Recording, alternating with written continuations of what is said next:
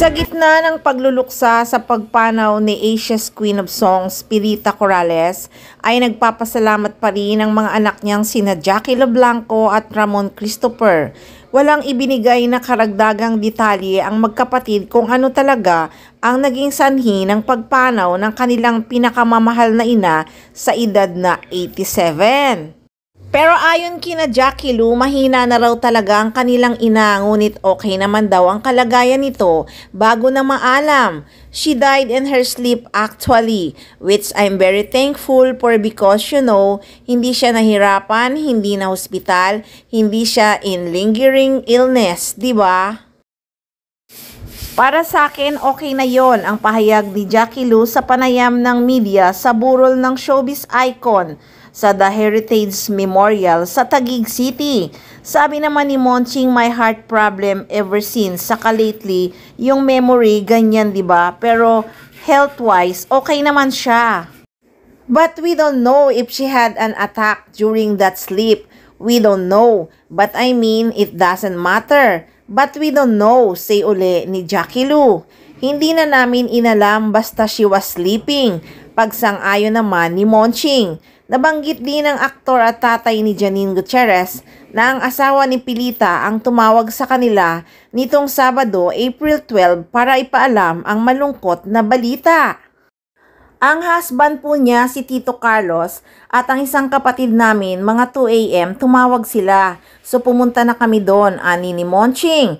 Dugtong ni Jackie Lo, I had the feeling, sabi ko, wow, parang they're not going to call us naman at 2 a.m. O there's something, diba? So we're rest. Sabi pa ni Monching, kapag binibisita nila ang kanilang nanay, hindi namin napag-usapan ang tungkol sa ganito. Kami na lang ang nag-decide kung i-cremate siya o ganyan. Kami na lang ang nag-decide, wala siyang ganun eh.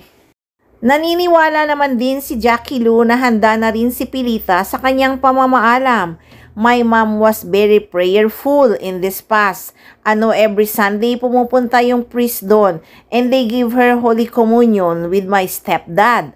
I know she was prepared. She made peace with her maker. Alam ko yon because my mom is very prayerful, very spiritual. Aniya nga ni Jackie Lo. Napaluha naman si Jackie Lo nang tanungin kung may nais pa ba siyang sabihin sa ina sa pagpanaw nito. Just to tell her how much I love her and to thank her for everything. And to tell her that I will continue to honor her by the way I work, the way I live, by telling people how wonderful she is.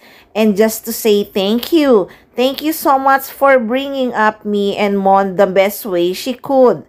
I will miss her so much. I will miss how wonderful she smells. She smells so good. Ang emotional pang mensahe ni Jackie Lo kay Pilita.